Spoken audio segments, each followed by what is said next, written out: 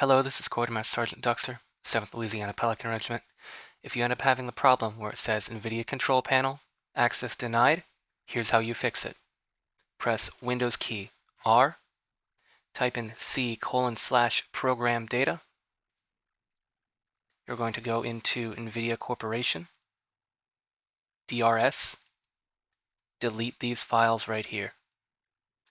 After you delete these files, restart it, and it should enable you to have that access. I don't know why it did it. I just found that information from some guy on YouTube. I'll give a shout out to him in the description. And you ain't 7th, you ain't shit.